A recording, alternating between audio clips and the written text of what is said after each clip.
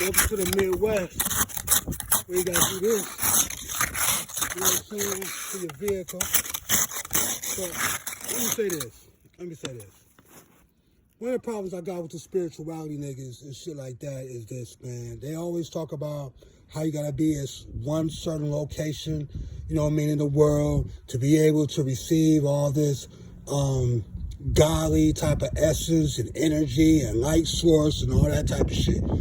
One location. Then they sit up there and talk about how the Moors and Africans were in America at the same time they was in China, at the same time they was in Japan, at the same time they was in Portugal. Just all this talking, right? And I just look at it like, what's wrong with being in an environment where you can experience all four seasons that God created? See, I'm a revolutionary, you feel me? And being a revolutionary, I can go to any climate. It could be scorching hot, it could be rainy, it could be snowy, it could be whatever. I could go anywhere and still do God's work. And that's what I look at these dudes and stuff like, you can't do God's work in the snow? If you can't do God's work in the snow, and wintertime was supposed to be the fucking, the month where Jesus was born, if you can't do God's work in the snow, you ain't godly to me. You's a fucking liar, man. And that's just how I look at that shit, dude. I could tell by how they talk. See, they easily be able to manipulate that black woman because that black woman has put so much of her life and trust in that black man's hands, right? So she'll believe damn in anything that motherfucker say out of his goddamn mouth if it sound good. If it sound good enough or whatever like that, then she'll know it. She really think that black man has her best interest in life. You know what I'm saying? But he don't, and we all know it, because it wouldn't be these many problems in the black woman's life and stuff when she's with that dude. Now, because people can really, like seriously, can somebody really out there in the world tell me, have they ever had a good relationship with a nigga in a relationship? Have they ever? With a nigga. A man who called a black male that called himself a nigga. How was your relationship? Was it a beautiful relationship? Or was it a fucked up relationship? Or did you have to learn all these lessons the hard way and the painful way? See, there is a way. Yeah, I tell the Qs this all the time. There is a way, you know what I'm saying? This stuff. Like, we out here trapping too. There is a way where you can learn things without going through pain. Look at these little animals that walk through here. Look at that. There is a way, there's many ways, not just a way, where you can learn lessons in life without being traumatized, without going through some type of painful type of experience and all that type of shit, man. It's about questions and answers. Ask questions. You know what I mean? Listen to your intuition before you start doing shit with motherfuckers you barely even know, man. You know what I'm saying? I never heard in my entire life, though, I never heard so many people talking about attracting shit to them. You know what I'm saying? And I believe, man, we believe in intentional discovery. You know what I mean? We don't believe in the law of attraction. I think when you believe in certain things, it may be true to that individual, right? But when you practice it, does it accomplish the goals that you set for? Does it solve your problems? Law of attraction don't solve no problems like that. Because what the law of attraction is, you are attracting things to you based on what your light is and based on who you are that you have no control over. You could be coming outside, dude, dressed a certain way. You're going to attract some evil people to you possibly. Or you may attract some good people to you. You know what I mean? And I told this dude one time, man, when he talked to a law of attraction, I was like, look, let's run the motherfucking experiment.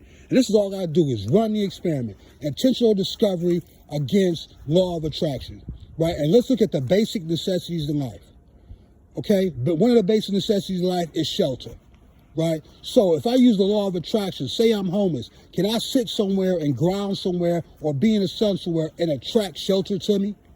Can I attract a place to live by just sitting there and thinking about it or waiting for it to happen? Or do I practice intentional discovery where I actually know I need shelter and I go to the places in life, you know what I mean, with my own action and be able to find shelter for myself? If I'm hungry, do I sit there and try to attract food to me? Or do I get up on my ass and shit and find out where the food is at and take, you know what I mean, and take action to be able to go to those spots and be able to feed myself? That's what I'm talking about, man. You know what I'm saying? Over here, we do not sit here and wait until something falls from the sky or wait for somebody else to give us something. We know specifically what the fuck we want. We went, okay, then we want some shelter, we want a house, so we're going to make the choices and decisions to be able to get that house, and it's probably ain't going to take us that goddamn long. If we got freedom, independence, and ability to love freely, we're going to get shit done a lot faster.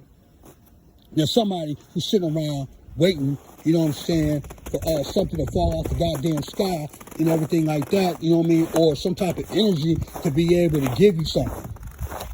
You know what I'm saying? That's suffering right there, man. We was all born with the ability, you know what I'm saying, to travel. And like I got to go back here and finish like this, but we was all born with this ability to travel and to be explorers, you know what I'm saying? And one thing about being an explorer is going places where you ain't ever been before.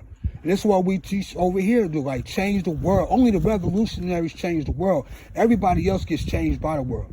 You got to be able to do something this world has never seen before. Do something that nobody's ever done before. Go further than anyone has ever gone. You know what I'm saying? That's what changes the world. It's not about being the same as another individual or identifying yourself as the same and as another human being you don't even fucking know in this goddamn world, dude. That shit is retarded to me when I hear that, because I know it's not true. People want to be able to force their brains to think like that because they are not happy with what they see. Because what they see ain't the same as something else. People are afraid to be different.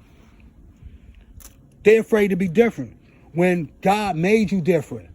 You know what I'm saying? God made this earth. God made human beings different from other human beings, and this planet different from other planets. Why are people afraid of their true essence to be unique and to be different from other people in this world, man? You know what I'm saying? And they want people like me to believe that we all the same. No, the only thing that makes us the same is the fact that we fucking breathing. And when I listen to them spirituality niggas talk, man, they want to be in one location and just stay there and everything. That's how I know you wasn't indigenous. That's how I know you ain't got that explorer in you to find shit, to change shit, or none of that stuff. Because you can't change your environment unless you see new environments. Your environment is going to stay the same if you always there. Unless you see some new shit, read some new books, interact with different people, then you are able to bring new things to your environment in order to make it better, in order to evolve. These niggas ain't out here evolving. These niggas are stuck back 1,000 years ago worrying about